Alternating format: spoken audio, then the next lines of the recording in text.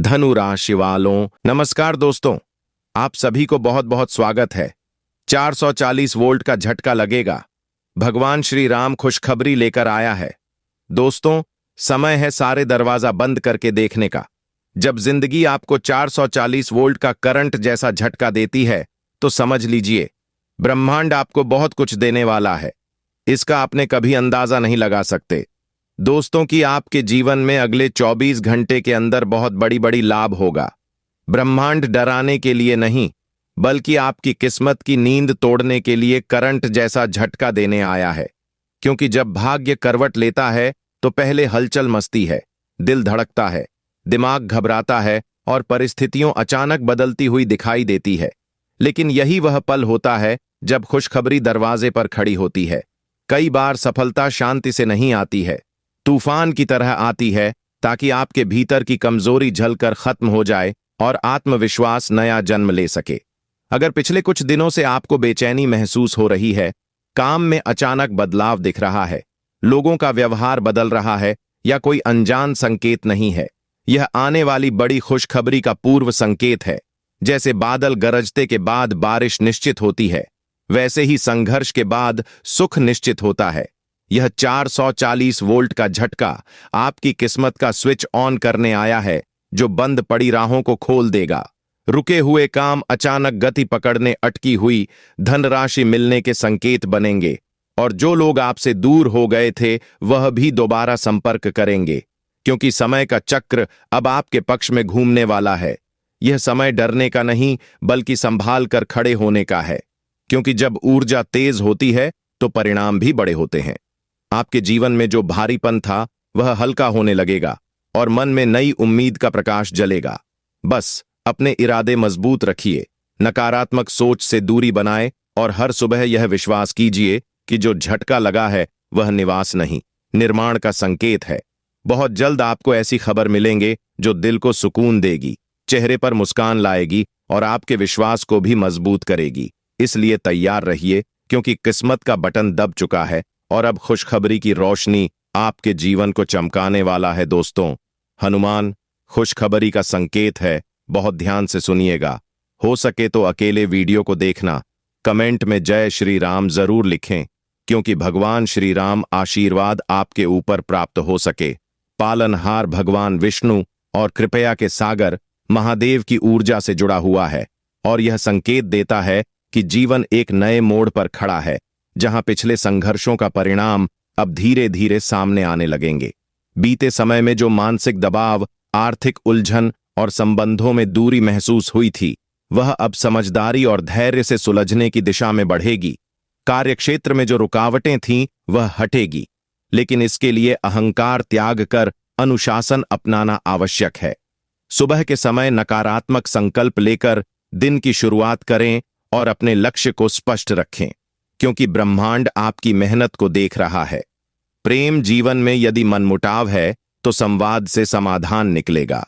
जीवन साथी या प्रेम व्यक्ति के साथ समय बिताने से गलतफहमियां दूर होंगी। जो लोग अविवाहित हैं उनके लिए कोई नया प्रस्ताव या पुराना संपर्क फिर से सक्रिय हो सकता है। व्यापार और नौकरी में धीरे धीरे स्थिरता आएगी। रुका हुआ पैसा मिलने के संकेत है, लेकिन खर्चों पर नियंत्रण रखना बहुत जरूरी है। निवेश सोच समझकर करें और किसी पर आंख बंद करके भरोसा न करें। परिवार में बुजुर्गों का आशीर्वाद आपके लिए रक्षा कवच का काम करेगा। स्वास्थ्य के मामले में थकान और तनाव से बचने के लिए नियमित दिनचर्या अपने सुबह सूर्य को जल अर्पित करें और शाम को दीप जलाकर ईश्वर का स्मरण करें। सप्ताह के माध्यम में कोई महत्वपूर्ण निर्णय लेना पड़ सकता है, इसलिए जल्दबाजी से बच्चे। जो लोग लंबे समय से सफलता का इंतजार कर रहे थे, उनके लिए अचानक कोई शुभ समाचार आ सकता है। बाकी प्रतिष्ठा सम्मान में बढ़ेगी और विरोधी स्वयं शांत हो जाएगी। लेकिन याद रखें, सफलता के साथ विनम्रता बनाए रखना ही असली जीत है। अध्यमित रूप से यह समय साधना और मंत्र जाप के लिए उत्तम है। शनिवार शाम, रविवार सुबह सरसों के तेल का दीप जलाना और जरूरतमंद को दान देना शुभ रहेगा। घर में सकारात्मक ऊर्जा के लिए साफ सफाई और सुगंधित वातावरण रखे आने वाले दिनों में यात्रा के योग भी बन सकते हैं, जो लाभकारी के सिद्ध होंगे। फूल मिलाकर यह चरण जीवन को नई दिशा देने वाला है, जहां धैर्य, मेहनत और विश्वास से आप हर क्षेत्र में आगे बढ़ेंगे और जो सपना लंबे समय से अधूरा था वह धीरे धीरे साकार होने लगेगा। दोस्तों, सच्चे मन से यह सुविचार को सुनना एक समय की बात है, जब चारों दिशाओं में अंधकार, भय और खिल रही थी। तब वानर कुल के जन्मे अद्भुत पराक्रमी हनुमान अपने वास्तविक बल से अनजान थे और बाल्यावस्था में चंचलता के कारण उन्होंने उगते सूर्य को फल समझकर पकड़ने का प्रयास किया, जिससे देवताओं में हलचल मच गई।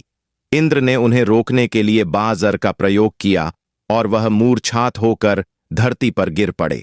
यह देखकर वासुदेव क्रोधित होकर समस्त प्राणवायु को रोकने लगे, जिससे दृष्टि में हाहाकार मच गया। तब सभी देवताओं ने मिलकर हनुमान को अमृता, बल, बुद्धि और निर्भयता का वरदान दिया और उसी क्षण से वे अद्भुत शक्तियों के स्वामी बने।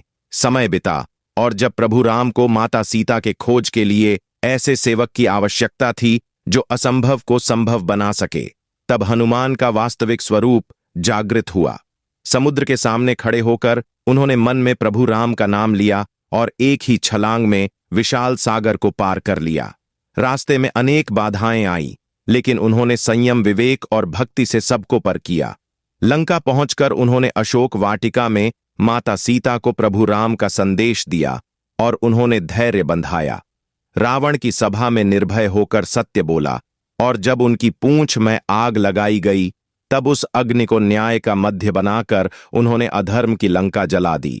शुद्ध के समय लक्ष्मण मूर्छात हुई तो संजीवनी बूटी लाने के लिए वह पूरे पर्वत को ही उठा ले, क्योंकि उनके लिए सेवा में देरी सबसे बड़ा पाप था। शुद्ध समाप्त होने पर भी उन्होंने कभी श्रेय नहीं लिया और सदा स्वयं को दास ही कहा। इसलिए हनुमान की कथा हमें सिखाती है कि सच्ची भक्ति शरीर में नहीं, बल्कि भक्ति निष्ठा और सेवा भाव में होती है। जो व्यक्ति संकट में भी प्रभु का स्मरण करता है, उनके लिए असंभव जैसा कुछ नहीं रहता, और जो अंधकार छोड़कर कर्तव्य निभाता है, वही जीवन में विजय प्राप्त करते हैं। कमेंट में जय श्री राम जरूर लिखें। चैनल पर पहली बार आए हो तो चैनल को सब्सक्राइब करें। प्यारे हाथों से वीडियो को लाइक करें। धन्यवाद।